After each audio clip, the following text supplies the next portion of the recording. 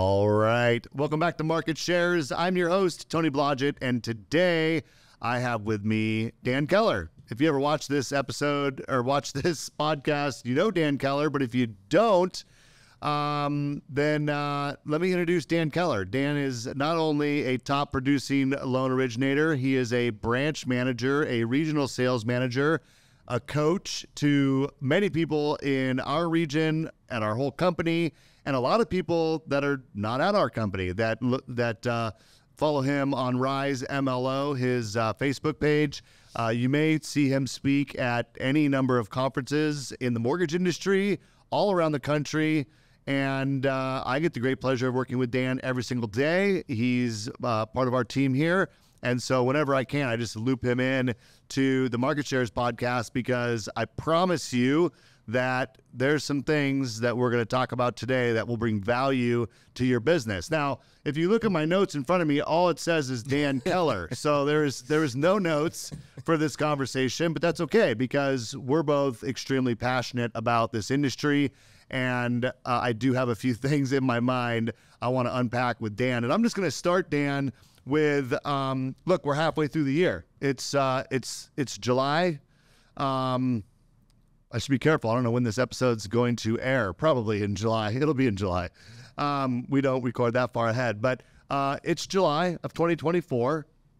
We're halfway through the year. What's your take on 2024? I mean, just what did you expect out of this year? I know what I expected was much more of a robust market. I expected it to be a transition year.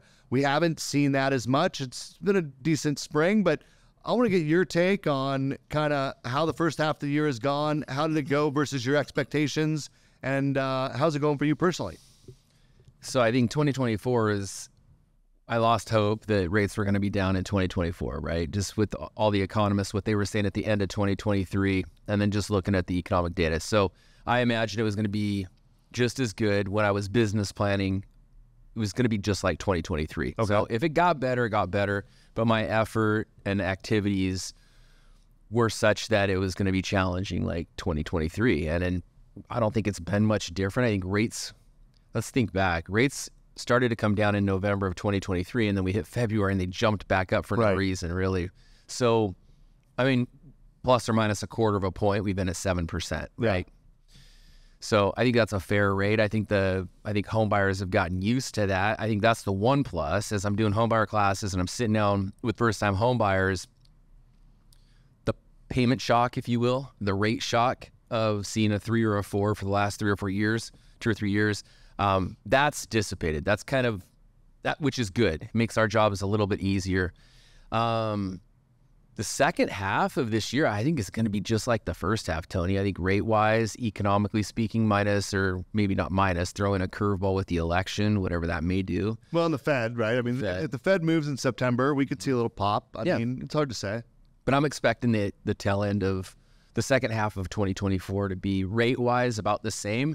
And then you just have to prep as a mortgage professional. You've got to prep for the second half of the year. It's, you know, the fall is holiday months, right? The winter's holiday months. And so, you know, we're seeing things pick up. It's just such a weird market up here in the Puget Sound. Some areas, I mean, over the weekend, I was talking with you over the weekend because, you know, I had a client that was with a credit union and was able to win them over with our strategy and everything, and got them disclosures, got mutual disclosures and everything over the weekend. Then we opened up Monday morning, the market completely opened up down, and I'm like, again, crap. for no reason, right? And so, and we were expecting to lock right away, and so I think that particular client, that was right around about 900, and in the Linwood-ish, probably Linwood-ish Bothell area, right? 6 offers, we won. And didn't really have to escalate. We did have to do a 12-day close. And so a very, very quick closing, which we could do because they were pre-underwritten. We had another client make an offer up north and no offers. They were the only one at about 600, which is weird. But then I had one in between Bothell and Kirkland, and we weren't even in the top 5, and it escalated almost $200,000 over, and it was like 1.25, and it went over like 1.4. So you're still seeing bidding wars. It's very challenging to get people into contract. And it seems to me like inventory's gotten a little bit better, which is typical this time of year, but it's certainly not a buyer's market at this point. No, and I don't know, and yeah, it's just really weird when you're kind of with where I'm at, right? I'm kind of split down the middle between Snohomish and King County. Each one of these little pockets have different markets. It's weird. You'll talk to one agent, and they'll say it's a buyer's market. You talk to another agent, and they're like, it's kind of like seller's market. So I don't know. It's crazy right now, but I think the rest of this year we'll probably see the same. The biggest problem we've had over 2.5 years is inventory, and I don't really see that changing until rates drop. Yeah. Well, and big question mark on rates. Well, let's talk a little bit about your business because, part of what Dan does is he coaches loan officers.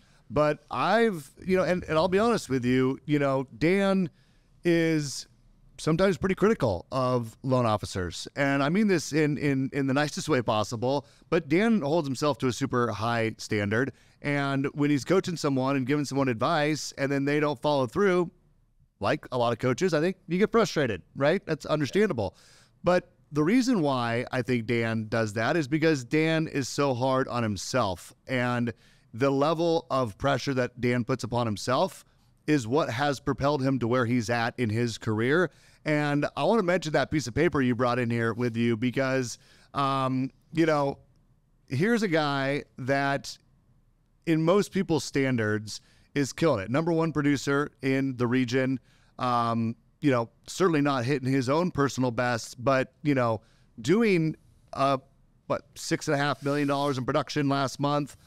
Double-digit closings every single month in a very challenging market where we see a lot of people getting out of the industry and a lot of people just struggling to find their footing still after dealing with this market for 18 to 24 months of the challenges that we've had. And yet Dan still subjects himself to, and I can't even believe it, the amount of pressure that not only do you put on yourself, but that you seek out from other people. And so Dan was just sharing with me, he took this kind of is this a self-assessment that you did? Yeah, it's a 20-question sales test. Test. So he does a sales test and part of his training, part of his coaching, and your score looks kind of low over there, buddy. Read what the bottom line, read what that says, because that's what I got. Yeah, score under 12. You probably should find a new job. That's what it says. So he's in the you should find a new job category, but yet he's at, the top of our, not the top of the, I'd say he's at the top of the industry. There's people doing more business, certainly. But the reason I bring this up, the reason I wanted to bring this up, Dan, is because two things. One, obviously, as you were sharing with me, you take these tests all the time. And there's certainly times where you score a lot higher. This is just telling you that, hey, you're a little bit off of your daily disciplines you need to be doing. There's things that you should be doing in your business right now that you could be doing better. But there's people who are way below your production numbers who don't even have these sorts of things on the radar. So I thought what we could do is talk about what are some of the things, and I hope you don't mind me picking on you, but I think it benefits the audience. What are some things that you're not doing right now that you're supposed to be doing? And then why are you off track? And what are you going to do to get yourself back on track with these things? Because I promise you, if you're getting that low of a score with the success that you're having, there's got to be people that are way off course. And these things probably aren't even on their radar, right? No, and I think so there's a couple of ways you got to look at this. When I show this to other loan officers, there's 20 items on this sales test that basically tell you how to be a successful loan officer. I mean, there's no secrets. This is it. And so the more of these 20 items you do, the more successful you will be, the more polished business you'll have. And so I'm in the core training. I've been in the core for 8 years. I have to take this test every 6 months. Okay. So I take it at the beginning of a new semester. Every 6 months, you get a new coach. And so the coach wants to see where you're at. So let's say you're not being coached. Let's just say you took this every 6 months. It will tell you where you're at in business. Are you off track? Are you on the right road? Are you moving in the right direction? And then the really great thing about this, and this is how we're coached in the core, the objective is to take this test And you have to be honest. Number one, you have to be honest, and there's no gray area. It's literally yes or no. Like I see 15 people face to face every week. Yes or no? Well, sometimes I do no. Yes or no? Do you do that every single week? Right. So I had to say no. Sometimes I do. Maybe 3 out of the 4 weeks of the month I do, but not 4 out of the 4. Right. So it's black or white. And then what you do is you take these no's, and the whole idea every semester with your new coach is this is how you identify how that coach can help you. So my homework, you probably see 1, 2, 3, 4, 5 of these, 5 out of these 20, 5 out of the no's, I have identified, and I have to give my coach the top 3 that if I could work on those top 3 over the next 6 months, it would change my business drastically. That's it. It's awesome. Coaching's not rocket science either, Tony. It's just really identify where you're at, identify where you need to go, what you're not doing, what you need to do to get there, and you'll be fine. So wait, let me get this straight. The coach gave you homework? Yeah, look how drawn up it is. I mean, and you do the homework? What happens if you don't do homework? I get fined $250. Okay. And they have my debit card, so there's no... And then the next time I get fined, it's not another $250, it doubles. So then it's $500, and then the next time it's $1,000.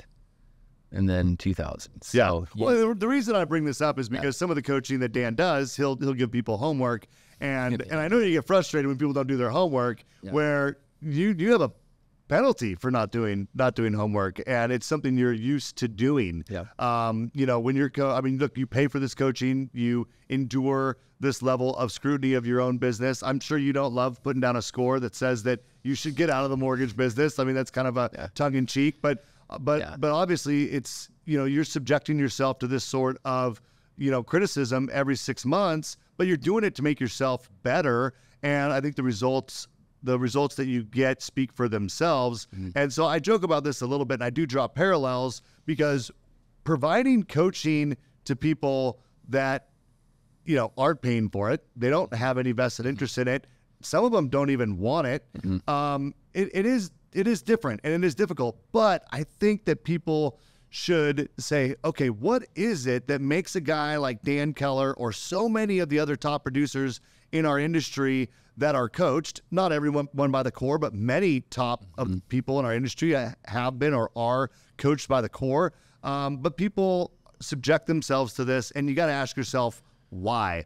And if I could get access to this for free, why wouldn't I then hold myself to the same standard of delivery that someone who's paying the fines, if they don't do their homework, might hold them to? And just save the money on having to pay the fines, just do the work, right? Yeah. And I'm sure that's what goes through your mind all the time, because we've talked about it. But anyway, I digress a little bit, but I think it is important to point out, because you offer coaching for free to a lot of people in the mortgage industry as well. And I think anyone who's absorbing this sort of content for free, should think about maybe set your own penalties for not following through on the commitments you make to yourself, just like Dan has to subject himself to financial penalties. But let's talk about some of these 5 things that you've identified. Yeah. I think this will be helpful. Well, going back to that mindset, though, too, the penalty, keeping yourself accountable is, and I was just having a conversation with one of my loan officers the other day, and he's closed a few loans this year, which is unacceptable. So you can't even make a living on that. And, and I just shot straight with him. I was like, how do you go home? Like, how do you sit down at the table as a man and talk with your wife about my day at work or what I'm doing when you literally are not working? You're not closing loans, right? And so a big part of that accountability is got to have that gut check with yourself, going, all right, I have an obligation. If I'm in the mortgage industry, I have an obligation to build relationships. Through those relationships is to generate leads. From those leads is to get good enough to convert the leads. That means you have to be talented enough as a mortgage professional to own your craft, and then take really, really good care of that business and manage that business long term. It's really just that simple. And if you're not doing that, which a lot of the tasks on this test are centered around that, prospecting. Most of them on here are prospecting and taking really good care of your clients. That's it. So if you're not doing that, you got to have a serious conversation like I had with, one of our LOs. Do you even want to be in this business? Because if you don't, like the score down here, you should probably look for a new job. So what this does is it keeps you accountable to doing the things that you need to have a great mortgage business, not necessarily closing 100 million. Now, if you take these to next level, you'll get to the, the 100 to 200, however high you want to go. But I'll go ahead. I mean, you can see this. This is beat up. So I'll just give you an example. My homework assignment for the first intro call, which is Friday with my new coach, was to take the core sales test. That was it. Now, I've been doing it long enough. I know the follow-up homework is to identify 3 things. And then I went deeper than that because, I wear a lot of hats. I run 2 branches for you. I help, Andy with some regional work. I coach the region. And then obviously I help my wife. She has a business and I'm a family man. And so I'm not willing to work 50 hours a week. I never have been. I never will be. And so I have a lot going on in the 40 that I do work. And I took this and it became crystal clear to me that I need help. Like I was just joking with you, but I need help. I don't really have any, marketing help or support, office management assistant help, stuff that people that could do some of these things. So I got together with my team the other day and we reviewed this it took an hour and a half. And we reviewed this and I said, I need your guys' help. You guys want me to get back to 20 plus loans a month? I need your help. Okay. Now these are the tasks. And we went line by line. And what we did, Tony, is you can see names over here. There's some delegated activities that I don't necessarily have to do. Like I mail to my database of at least 400 contacts once a quarter. I don't need to mail. I don't need to go get stamps, stuff envelopes, take them to what they need from me is they need me to write the letter from the heart. They need me to write the evidence of success, right? And then they'll take it. So we got to delegate that. But this is one you can't delegate. I talk to at least 60 people every single week. These are not voicemails. These are talk tos. So I circled that. I'm not doing that right now. So I need their help protecting my time, my schedule to make sure that I'm doing that, right? So those are some of the things I think, but as you can see, this is really sketched up. Well, and I want to jump in here because a lot of people immediately go, oh, yeah, so Dan's got a team.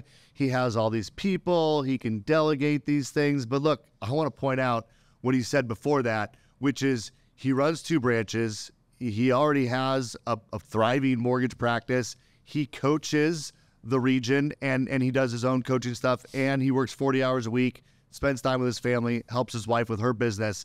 So point being is, if you're not doing all of those things, you would have time. And if you were new to this and you weren't producing at your level and you were trying to do this, look, an individual loan officer can do all of these things if you're not busy running a branch, running a top producing team and all the other activities. So I don't want to, it's not a scapegoat. No. This happens a lot when people go, oh, I can't relate to what that person's saying because they're at a different level. They have a team. It's different than me. Look, he didn't get there without doing a lot of this stuff on his own. When we hooked up in 2014, I helped you hire the one assistant. Yeah, you helped me build a team. Right. But the point is you earned it by doing the volume before you had the team. Look, there's an evolution that every top producer goes through. And what I don't want the audience to do, if you're a loan officer and you turn into this podcast, like, look, I love hearing Dan Keller. I want to be coached. I want to be to the next level. This is free coaching. I don't want anyone to just, opt out and go, oh, I don't relate. Look, he just delegated all this stuff to his team. He's doing this at such a high level. These things you could do. Let's talk through some of the other items here, Dan. But it's important to know, before you helped me build my team in 2015, I was closing 30 million a year in production. So let's hit pause. If you're not closing, well, I know the region's numbers, and there's not a lot of people closing 30 million. Well, it's not just the region. I mean, it's the industry. I mean, yeah, you can do 30 million at New American Funding with the ops program that you've built, where you have built-in LOA support and amazing processors. You could do I'd argue you could do 30 plus million without an assistant. Okay, a lot of these things I've done, and I'm delegating just because I am doing multiple things, but like I see 15. Okay, when I say this is the core sales test in third person here, or first person. I see 15 people face to face a week. Yes or no? I put no because it's not every single week. I send 10 thank you cards every single week. Between my team and I wrote yes, but right now I personally am not handwriting 10. So that's a true no. When it says see 15 people face to face, do this have to be someone who can refer you business? Yes. So that's a great question. So one of the next questions is I have 5 break breads with influential people a week. That's coffee or lunch or dinner. Okay. So the 15 people face to face could be me popping by Windermere and seeing 3 agents that I know. That's boom. And just popping in going, hey, I'm here to say hi. And here's a Jenny cookie, right? Right. You know, or a candy bar. And, or here's a flyer on our NAF cash program. That's a legitimate, that's 3. Okay.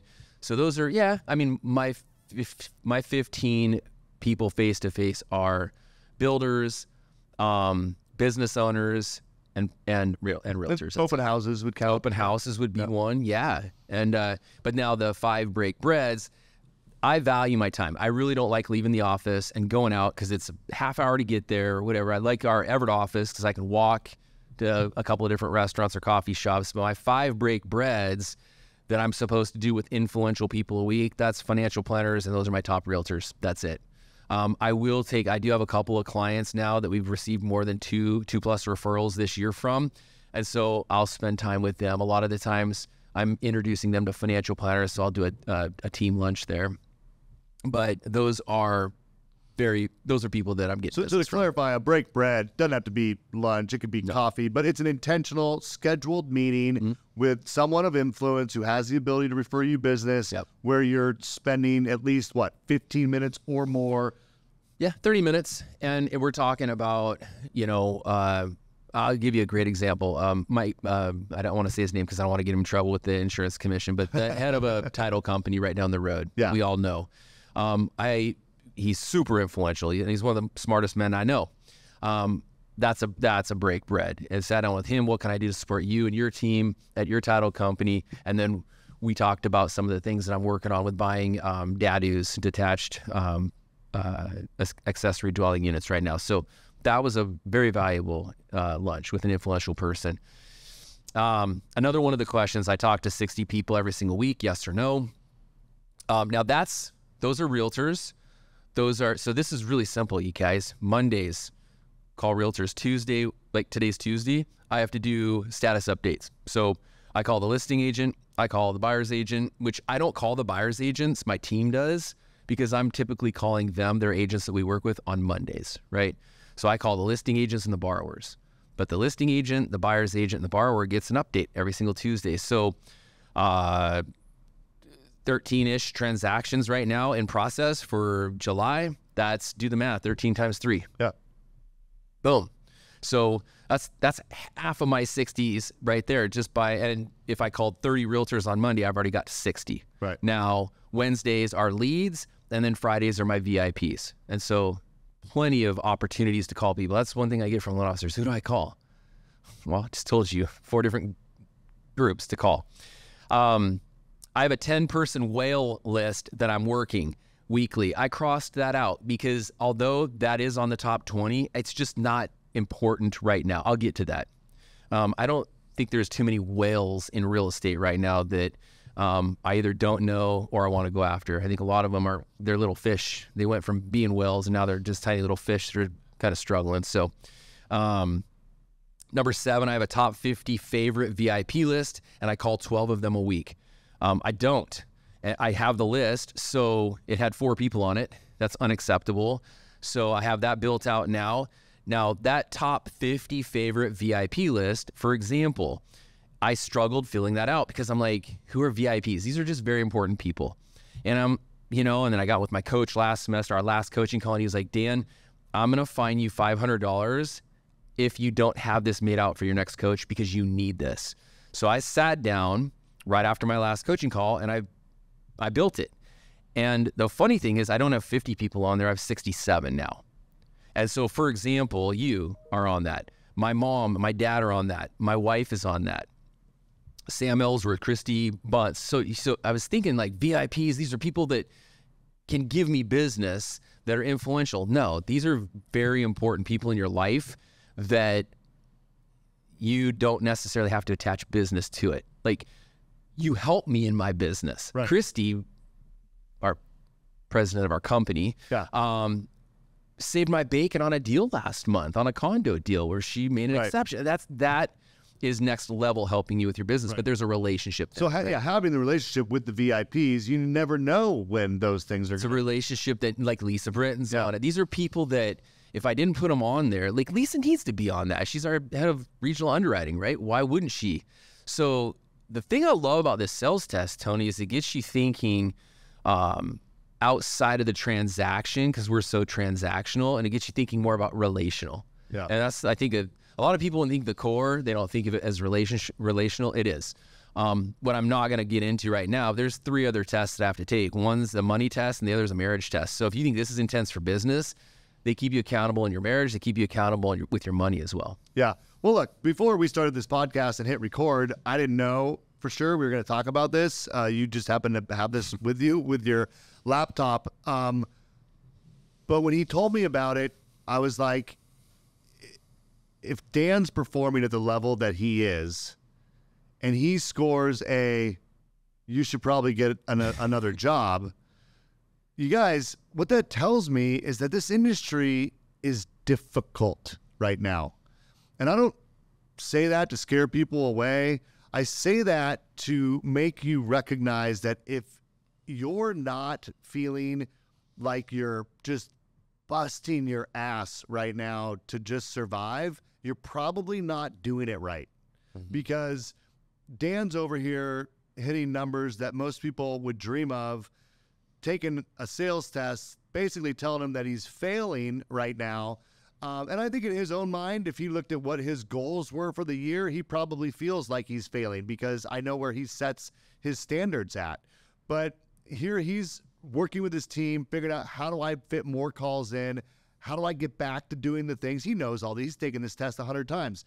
How do I get back to doing the things I know I need to do? And what I love about this conversation, Dan, is you just had to get code. You had to have your coach threaten to fine you $500 to do something you probably did for the first time 7 years ago. And, you didn't keep up on your list or whatever it is. I mean, you got to keep being reminded of it. This is why coaching is really important. And so I appreciate you being vulnerable and talking through some of this stuff, because look, this is not an easy industry. And if people feel like I'm not, and I know people aren't making a living. I know so many people that are working second jobs, considering getting out of the mortgage business, just scrapping for ideas on what do I do with my business. And, the answers are right on this piece of paper right here. They're not new ideas. They're things we talk about on this podcast. Every time I've interviewed Dan, we've talked about some section of these things. He just happens to have this piece of paper in front of him right now. But these are universal truths. These are the fundamentals I was talking about on my couple podcasts ago about what I heard when I went to Mastermind. Dan was speaking at Mastermind. I heard people talk about doing the fundamentals, the basic things that you need to do in this industry. And we all get off course, but you should feel like you are, like running on the treadmill at the 10 setting, and you have been for a while, and you feel like you're about ready to fly off the back. Because if you're doing this business at a high level with success, that's what it's taken in a market like this to be successful. Now, a lot of people might say, well, Tony, I don't want to put in that sort of effort. Well, fair enough, but you're not going to don't be surprised that you don't have the results, because this is what it takes. Do you agree with that, Dan? Yeah, I mean, if you don't want to put in the effort, then you've got to downsize your goals, you've got to downsize your life, and you probably don't want to be in a 100% commissioned sales business. If you don't want to put in the work, sales is difficult. Running a business is difficult. I mean, if you're a real estate agent or if you're a mortgage lender, you're running a business, period. And so, yeah, I mean, and there's people that can close 2 or 3 loans a month and have a great life. Maybe they have a partner or a spouse that works. And I'm talking with a loan officer right now. It's a great loan officer. And she's like, I just 2 to 3 loans a month and I'm like, that's good. That's actually, there's nothing wrong with that. But let's do that efficient. Let's do that right. What if I could help you close 2 or 3 loans a month easier, right? Well, yeah, but let's be honest. So 2 or 3 loans. So I see a lot of people's numbers. 2 to 3 loans a month, average loan size. I mean, that's $1 million a month. That's $12 million a year. Okay, I would agree. Good business. Yeah. There's a lot of people that have been in this business for a long time that are not doing $4 million a year. Wow. Or $5 million a year. And, we see them, all over the place. Yeah. And so and I think that even if you're doing 6, 7, 8, 9 million a year, most of those people, I agree. There are people that are happy doing a couple deals a month. It's a supplemental income, or they just, I make more money than I would if I went and did a normal job, and that's enough for me. Fair enough. And if that works, I'm not talking to you. I'm talking to the people who've said, I want to make mortgage origination my career, and I have some lofty goals. I want to build my family's wealth. I want to build legacy. I want to be an investor. All of these things. These are the people that I'm talking to. Some of those people are still not putting in the numbers, and I would say it's because you're not working hard enough. As much as that sucks, you got to work harder, unfortunately, in this market. And it will pay off, because those, like you just, actually we were talking in your office a couple hours ago, and you're like, I'm out there, making your calls, and what I'm hearing from realtors is that lenders are absent. Like, they have, so many of them have checked out. People that we thought were lifers, let me digress a minute. When I got in the business in 97, I was told to go to real estate offices and make sales calls. I didn't know any different. I just got out of high school. So I did what I was told. Then I went to real estate offices. And the reason I got business is because the industry in 1997 was tired. The loan officers who had been the previous, success, the successful loan officers, I didn't know this, but it had been a tough market for a number of years leading right up to 97. And I didn't know any different. So I just made sales calls. And I had realtors say, you know what, we haven't seen a loan officer in months. Like, all the good ones are gone. Well, that's what Dan literally just told me when I was in his office the other day. He goes, I'm talking to realtors, and what I'm hearing is that loan officers are checked out, and I know they're not all checked out, because we have some people that are working their tails off and having success. But you guys, we went from 40, I don't even know how, I'm not even going to guess how many licensed originators we had just here locally and how many we have left today. And so many people are working second jobs. They're trying to moonlight as a loan officer. Yeah. They're not out in real estate offices. They're not going to open houses during the day. They're not scheduling lunch and learns or any of those types of things that we see people that are winning today doing. So I feel like, yes, it's a grind, and yes, you probably should work harder, but there is this payoff not too far down the road. I think we should close with the opportunity. So as I'm meeting with, we were talking with our team the other day, and I want to say I'm pretty accurate. We had to push 1 or 2 loans to the next month, but I'm pretty sure we closed 11 for right around $6 million this month. Get this, you guys, 7 out of those 11 loans were from new real estate agents that I've gone out, relationships, and made this year. Okay, just this month. Wow. So now you take those relationships away, you take my mentality or my mindset away. It's just tough, and I'm just gonna phone it in like a lot of other people in the industry. I don't close 11 transactions, I close 4. Yeah. Okay, and so this month, and in a good month, in a June, it's a great market out there. But I would argue you don't close 4. Because you get shopped on 1 or 2. Yeah. You're not on your game. You're not doing your mortgage coach. You're not in it. And so I go from 11 to 2, 11 to 3. You're closing 2 deals a month. Yeah. And so I'm seeing this and talking with these agents. So we closed a transaction the other day, the listing agent. I do a follow-up call. We closed. It was a pretty easy, it was like a 15 to 18 day quick close. Then I called the listing agent. I've called on her in the past. She's never picked up. She's never gone to coffee with me before. This is a great opportunity. And she's a good agent. And I asked her at the very end, I said, hey, Kelsey, I have a question for you. Do you have any feedback? I'm always trying to get better with my team. From your standpoint as a listing broker, how did my team and I do? You want to know what she said? I literally have this in writing in a text. She said, I have 0 feedback other than the fact that I wish other loan officers would mirror your process. And I was like, heck yeah, that's really good. Now this is a listing agent, and now we got to show her what we can do, and now I'll be able to go after her. And obviously, I did better than her lender. I've talked to a couple of other agents lately. Their lenders are they're just kind of like blah, but mentality-wise, they're negative. So they're delayed in getting back to them, and they're just kind of how they're talking with them and how they're talking with their clients is just blah is probably the best word. And then I call them and I'm doing videos and I'm upbeat and I'm doing lunch and learns and I'm doing events for them.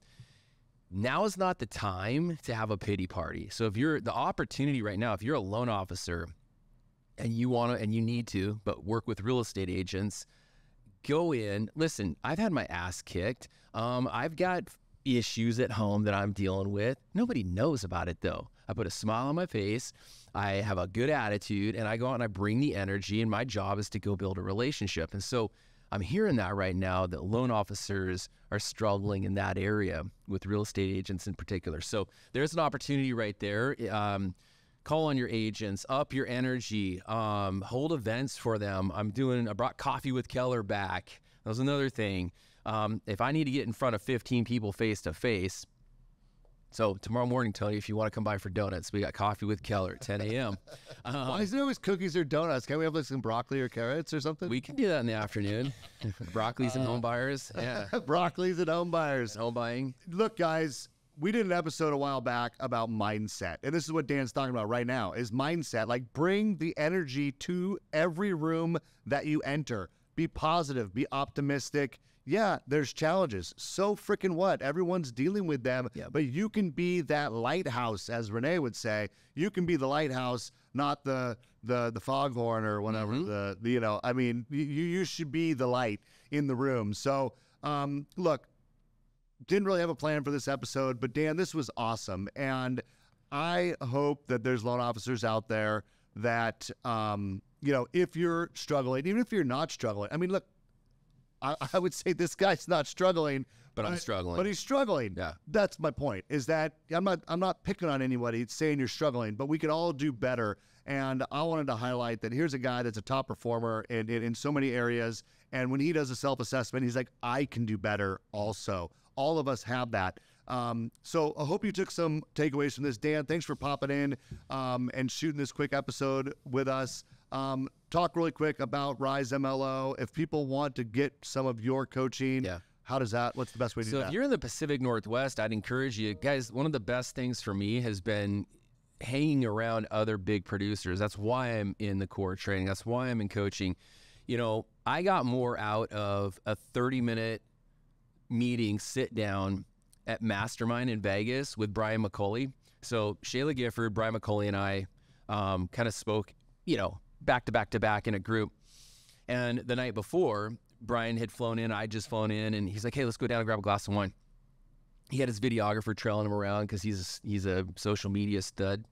And his video guy sat there, mic'd us up, and this was just a casual conversation.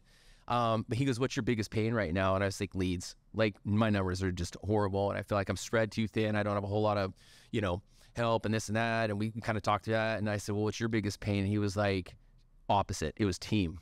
So I have no problems with my team. They're super dialed in, best in the business. So we exchanged notes there, right? And he had told me that the month before, so May, I think the mastermind was May, right?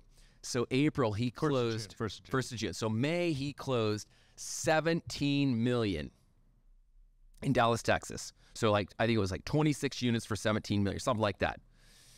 And 7 million of that was from a bank statement loan program. And he's like, dude, do you guys have a bank statement loan? I was like, yeah, I do. And he goes, why aren't you creating content around that? He was like, it's unreal. He was like, for a month straight, I made 3 or 4 different videos, a couple of shorts, sent them out to realtors, did a lunch and learn on it. And he was like, dude, my pipeline, 7 million in bank statement loans. So I come back.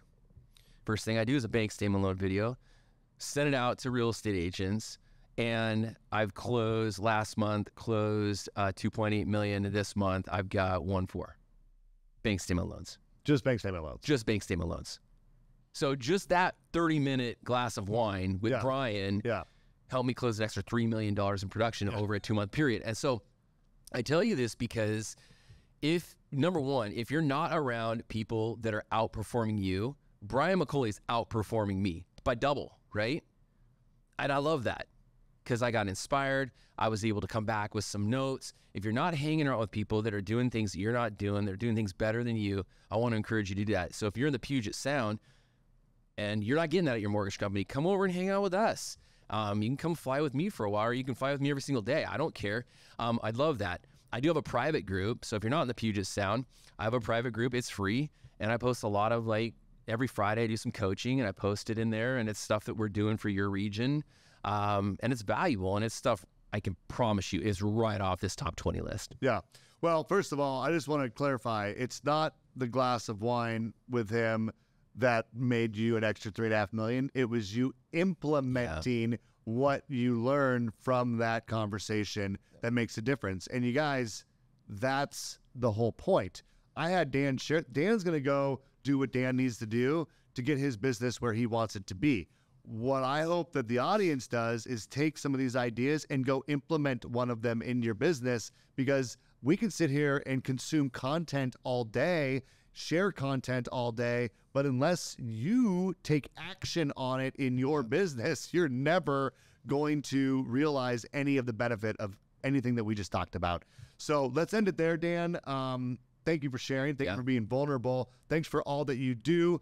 And for those of you watching, thank you for your time, because look, it's the only thing you can't get back. If you're listening to this on one of the podcast platforms, thank you for taking the time to listen. You can also check it out on YouTube if you want to see the video version of this at Market Shares, or you just go to marketshares.com and you can track us down that way.